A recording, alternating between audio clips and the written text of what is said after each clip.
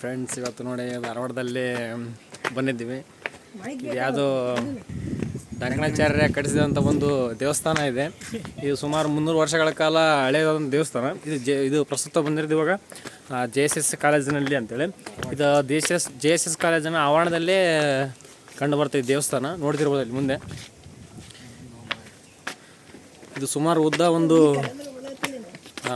1500 metre ಉದ್ದ ಜಾಸ್ತಿ ಇರ್ಬೋದು. ನೋಡಿ, ಇವಾಗ ಬಂದ್ವಿ ದೇವಸ್ಥಾನಕ್ಕೆ.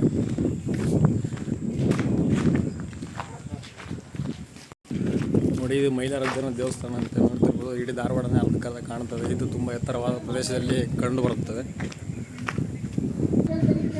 ಏನೋ ಸುಮಾರು ಬಂದಿದ್ದು ದೇವಸ್ಥಾನ ನೋಡೋಕ್ಕೆ ಮೈಲಾರಲಿಂಗೇಶ್ವರ ದೇವಸ್ಥಾನ ಅಂತ ಹೇಳಿದ್ದು. ಸೊ ಇವತ್ತು ಡೋರ್ ಮುಚ್ಚಿಬಿಟ್ಟಿತ್ತು ನಾನಾ ಕಾರಣಗಳಿಂದ. ನಾಳೆ ತೆಗಿಬೋದು. ಇದು ಸುಮಾರು ಎತ್ತರವಾದ ಪ್ರದೇಶದಲ್ಲೇ ನಿರ್ಮಾಣವಾಗಿದೆ ಈ ದೇವಸ್ಥಾನ. ಇದು ಸಂಪೂರ್ಣವಾಗಿ ಧಾರವಾಡ ನೋಡ್ತಿರ್ಬೋದು.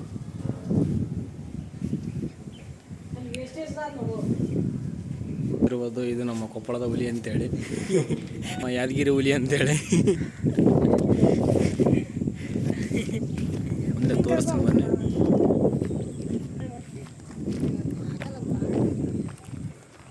ನೋಡ್ತಿರ್ಬೋದು, ಅರ್ಧಕ್ಕರ್ಧ ಧಾರವಾಡನೇ ಕಾಣ್ತಿದೆ ಸಂಪೂರ್ಣವಾಗಿ.